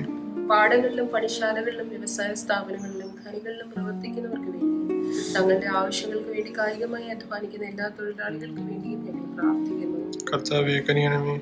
അധ്യാപകർക്കും വിദ്യാർത്ഥികൾക്കും ശാസ്ത്രജ്ഞന്മാർക്കും കലാകാരന്മാർക്കും കരകൗശല പ്രവർത്തനങ്ങളിലും ആതുര ശുശ്രൂഷയിലും ഏർപ്പെട്ടിരിക്കുന്നവർക്കും വേണ്ടിയും ഞങ്ങൾ പ്രാർത്ഥിക്കുന്നു. കർത്താവെ കനിയണമേ. കഷ്ടത അനുഭവിക്കുന്നവർക്കും ദരിദ്രർക്കും അനാഥർക്കും മർദ്ദിതർക്കും രോഗികൾക്കും മരണത്തോട് സമീപിച്ചിരിക്കുന്നവർക്കും വേണ്ടി ഞങ്ങൾ പ്രാർത്ഥിക്കുന്നു. കർത്താവെ കനിയണമേ. ദൈവജനത്തിന്റെ ഐക്യത്തിനു വേണ്ടിയും ലോകത്തിൽ അവരുടെ സേവനത്തിനും സഖ്യത്തിനും വേണ്ടിയും ഞങ്ങൾ പ്രാർത്ഥിക്കുന്നു. കർത്താവെ കനിയണമേ. സൺഡേ സ്കൂൾ, യുവജന സഖ്യം, സ്ത്രീജന സഖ്യം, വൈദിക സെമിനാരികൾ, സുവിശേഷ സംഘങ്ങൾ, ആശ്രമങ്ങൾ, സിസ്റ്റർഹുഡ് എന്നിവയ്ക്ക് വേണ്ടിയും ഞങ്ങൾ പ്രാർത്ഥിക്കുന്നു. കർത്താവെ കനിയണമേ. സഭാ മേലധ്യക്ഷന്മാർക്ക് വേണ്ടിയും മറ്റെല്ലാ ശുശ്രൂഷകർക്ക് വേണ്ടിയും, വിശേഷാൽ ഞങ്ങളുടെ മോഡറേറ്റർക്ക് വേണ്ടിയും, ഉത്തരേന്ത്യ സഭയുടെ മോഡറേറ്റർക്ക് വേണ്ടിയും, മർത്തോമ സഭയുടെ മെത്രാപ്പോലീത്തായ്ക്ക് വേണ്ടിയും, ഞങ്ങളുടെ ബിഷപ്പിന് വേണ്ടിയും, അവരവരുടെ വിവിധ ശുശ്രൂഷകളിൽ വിശ്വസ്തരായിരിക്കുന്നതിന് വേണ്ടിയും ഞങ്ങൾ പ്രാർത്ഥിക്കുന്നു. കർത്താവെ കനിയണമേ. അന്ധകാരത്തിൽ നിന്ന് ഞങ്ങളെ തന്റെ അത്ഭുത പ്രകാശത്തിലേക്ക് വിളിച്ചവന്റെ നന്മയും ശക്തിയും ഘോഷിക്കുന്നതിനായി ഞങ്ങൾക്ക് വേണ്ടിയും പ്രാർത്ഥിക്കുന്നു. കർത്താവെ കനിയണമേ. ഈ ലോകത്തിൽ വിശ്വസ്തയോടെ ദൈവത്തെ സേവിച്ച് മരിച്ചവരോട് കൂടെ നിന്റെ സന്നിധിയിൽ ഞങ്ങൾ നിത്യാനന്ദം അനുഭവിക്കേണ്ടതിനും ഞങ്ങൾ പ്രാർത്ഥിക്കുന്നു. കർത്താവെ കനിയണമേ. നമുക്ക് പ്രാർത്ഥിക്കാം. സകലജ്ഞാനത്തിന്റെയും ഉറവയാകുന്ന ദൈവമേ, ഞങ്ങൾ ചോദിക്കുന്നതിന് മുമ്പേ തന്നെ ഞങ്ങളുടെ ആവശ്യങ്ങൾ നീ ഗ്രഹിച്ചിരിക്കുന്നു. ചോദിക്കുന്നതിലുള്ള ഞങ്ങളുടെ അജ്ഞതയും നീ അറിയുന്നു. ഞങ്ങളുടെ അയോഗ്യത മൂലം പല കാര്യങ്ങളും നിന്നോട് ചോദിപ്പാൻ ഞങ്ങൾ തുനിയുന്നില്ല. ഞങ്ങളുടെ അന്ധത മൂലം പല ആവശ്യങ്ങളും തിരുമുമ്പാകെ സമർപ്പിക്കാൻ കഴിയുന്നതുമില്ല. എന്നാൽ ഞങ്ങളുടെ ബലഹീനതകൾ മനസ്സിലുണ്ടായി ഞങ്ങൾക്ക് ആവശ്യമുള്ളതെല്ലാം ഞങ്ങളുടെ കർത്താവായ യേശു ക്രിസ്തുവിന്റെ യോഗ്യത മൂലം ഞങ്ങൾക്ക് തരുവാൻ ഇഷ്ടമുണ്ടാകണമെന്ന് ഞങ്ങൾ നിന്നോട് അപേക്ഷിക്കുന്നു.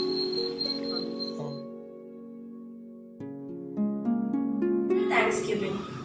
Almighty God, Father of all mercies, we thy unworthy servants do give thee most humble and heartily thanks for all thy goodness and loving kindness to us and to all men. We bless thee for our creation, preservation, and all the blessings of this life. But above all, for thine inestimable love in the redemption of the world by our Lord Jesus Christ, for the means of grace and for the hope of glory. And we beseech thee, give us that due sense of all thy mercies, that our hearts may be unfeignedly thankful, and that we show forth thy praise, not only with our lips, but in our lives, by giving up ourselves to thy service, and by walking before thee in holiness and righteousness all our days, through Jesus Christ our Lord, to whom with thee and the Holy Spirit be all honor and glory, world without end. Amen. Greetings to one and all in the precious name of our Lord and Savior, Jesus Christ. Welcome one and all in the name of the Lord. Today, let us take this opportunity to thank God for His providence and sustenance during these troubled times. Also uphold Rijo and family who is recovering from COVID. Continue to pray for beloved Pati Aunty who is admitted in Chinmaya Mission Hospital.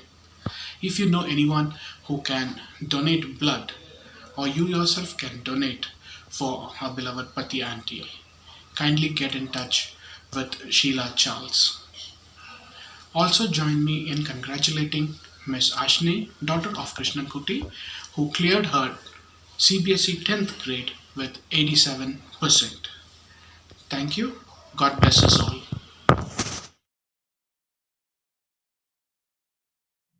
കർത്താവ് പഠിപ്പിച്ചത് നമുക്ക് പ്രാർത്ഥിക്കാം.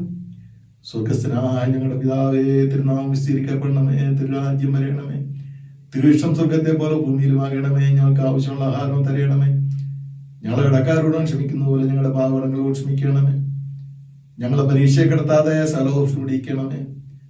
രാജ്യവും ശക്തിയും മഹത്വവും എന്നേക്കും അങ്ങേക്കുള്ളതല്ലോ. ആമേൻ. വിശ്വാസത്തോടുകൂടിയും പ്രാർത്ഥനയോടുകൂടിയും പ്രത്യാശയോടുകൂടിയും നമുക്ക് ആശീർവാദം കൈക്കൊള്ളാം. സകല ബുദ്ധിയെയും കവിയുന്ന ദൈവസമാധാനം നമ്മുടെ ഹൃദയങ്ങളെയും നിലവിളെയും ക്രിസ്തയേശുങ്കൽ കാക്കട്ടെ. ഇങ്ങനെ പിതാവും പുത്രനും പരിശുദ്ധാത്മാവുമായുള്ള പ്രിയേക ദൈവത്തിന്റെ അനുഗ്രഹം നമ്മുടെ ഇടയിലുണ്ടായി നാം എല്ലാവരോടും കാലാവസാനം കൂടാതെ ഉണ്ടായിരിക്കുമാറാകട്ടെ.